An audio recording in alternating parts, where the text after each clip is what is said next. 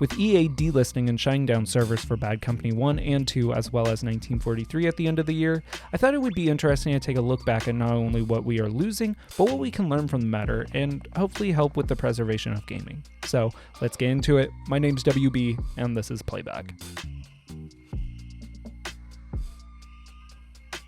So if you're like me, March hasn't been the greatest month, specifically if you're a collector.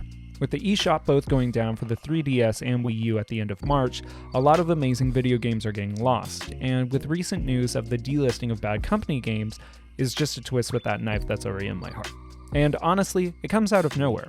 See, before making this video, I was actually in the process of making another video where we talk about how EA should possibly reconsider making a Bad Company 3 or making a remaster of the first two. My reasoning behind this is that recently their track record for games haven't been really well received past Battlefield 4. You could possibly make an argument for Battlefield 5, but sadly this isn't that video.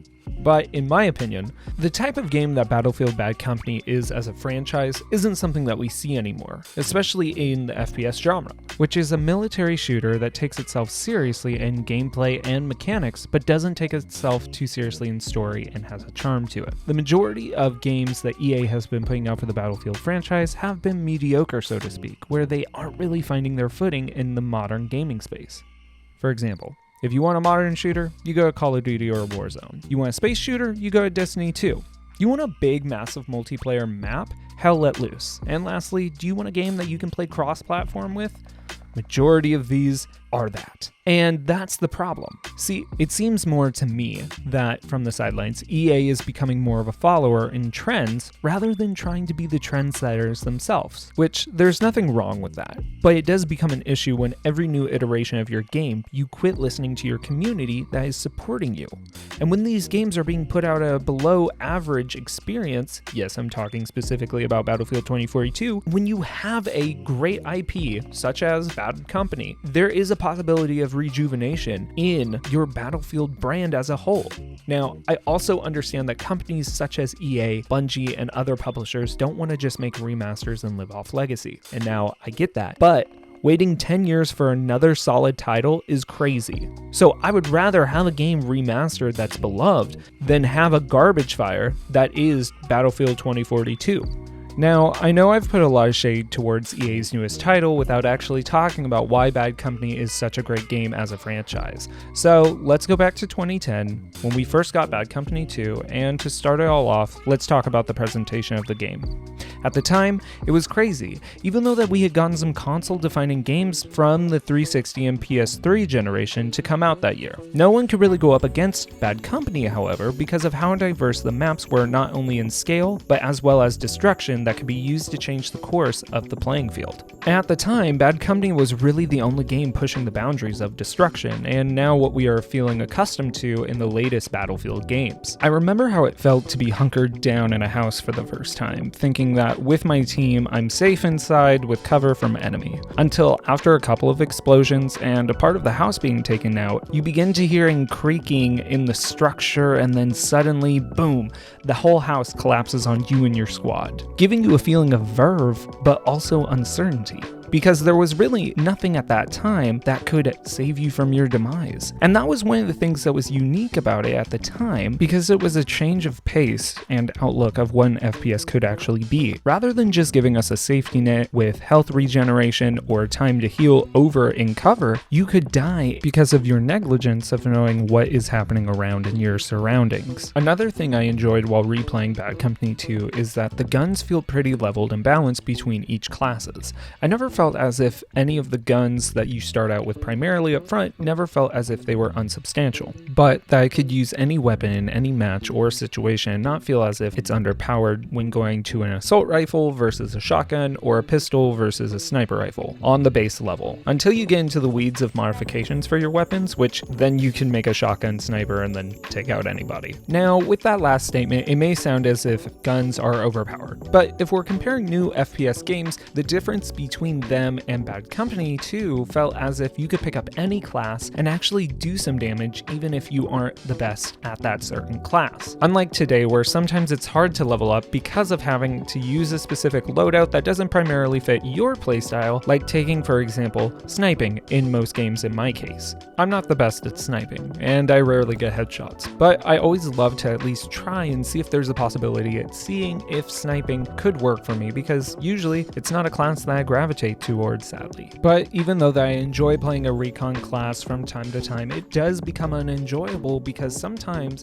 you have to take in consideration bullet drop effect as well as sniper sway, especially in other FPS games. But in Bad Company 2 though, that's not there. And that's one of the awesome things of Bad Company 2 is that wherever you point your gun, that's where your bullet's gonna hit. And honestly, that's a plus in my book. Now, also what made Bad Company 2 enjoyable was that it came with new classic and reputable maps that were called Valparaiso and Arica Harbor, just to name a few, as well as new modes such as Squad Rush and Squad Deathmatch, which wasn't really anything new because of the first Bad Company having Rush and later games in the franchise having it as well, but it did make matches feel more intimate, having less of a player count than what we see now in modern FPSs. I personally just think that Rush was best executed in this iteration because of how the maps felt as if they were made specifically for this mode in mind, rather than actually having it as an afterthought. Now, there are possibly going to be people in the comments stating to me that these maps are in the new Battlefield 2042, which is possible by their new service browser called Portal. And while it's nice to play and revisit these maps again in a modern way, it's hard to think of it more as a layover on 2042 rather than a remake or a remaster that's dedicated fully to actually feeling as if it was a full-fledged Bad Company game.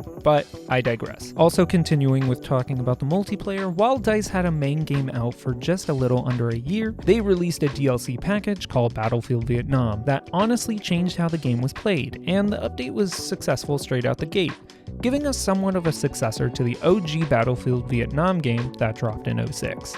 And real quick, I just want to go off script here, but think about this. It took them 9 months to just pop out 22 more achievements, 5 more maps, and 18 new weapons in this DLC alone. Where nowadays in 2023, that would be crazy for even thinking about that happening. Just think about it, or go contact 343 Industries and ask how their maps are doing in Halo Infinite.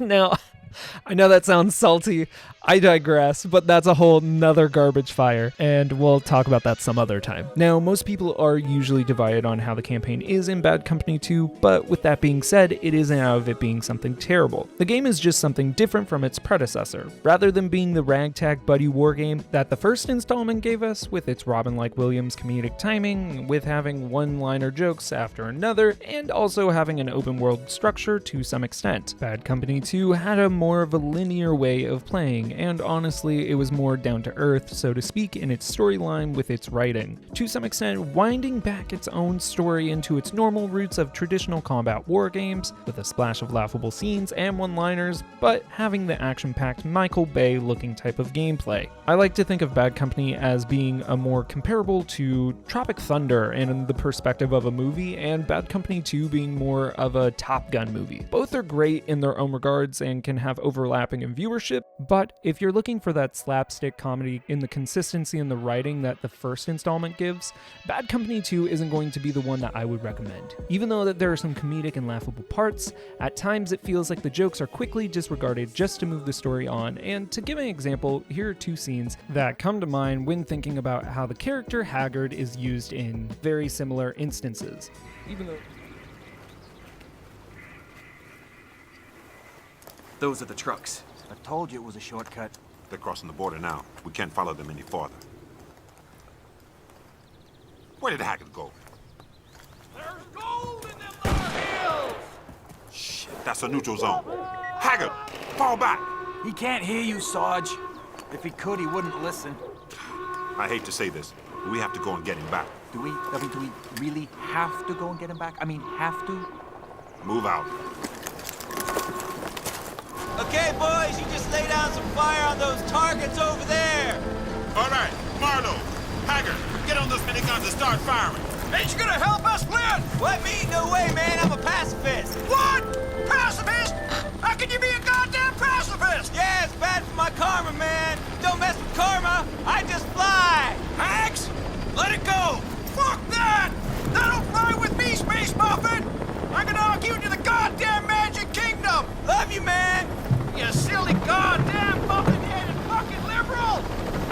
sentences.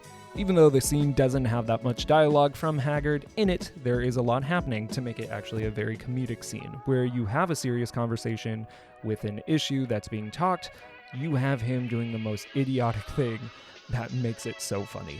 While on the other scene in Bad Company 2, it is still funny in its own way, but only in the writing standpoint, which honestly doesn't make it stand out from any other type of dialogue in my opinion. Now, I do appreciate it for what it is to an extent, but when I have the option for both a visual and well-written joke, I'll take that over a well-written joke, period, any day. But again, I digress. So you may be asking, hey, WB, you've talked about this at great length, about this game for 9 minutes straight, but still haven't given us a solution to the problem of games being lost and being delisted. And sadly, I'm still coming up unsuccessful. But through that unsuccessfulness, I have come up with a realization at looking at how we actually give publishers the power by funding whatever their latest installments are in their franchises.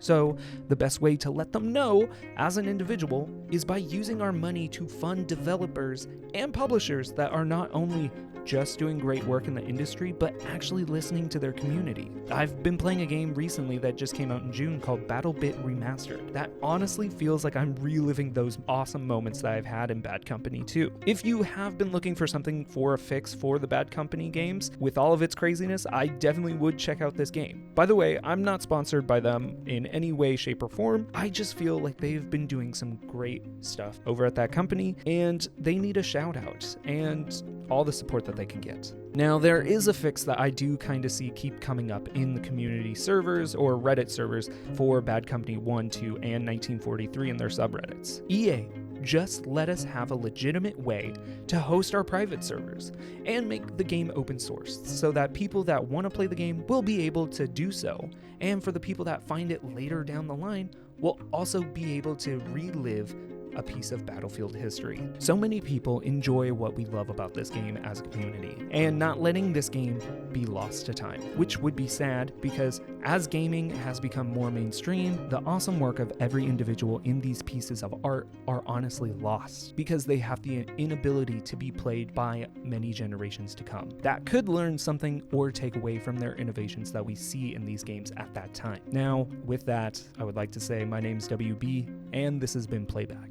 If you enjoy this audio recording or video, please consider liking and subscribing to the channel. And if you don't agree with certain things that I've said in the video, tell me in the comments down below. Let's have a conversation constructively, and let's talk about it. I would love to hear from you. And follow me on other platforms at Walking Bobcat, and I will catch you in the next one. Peace.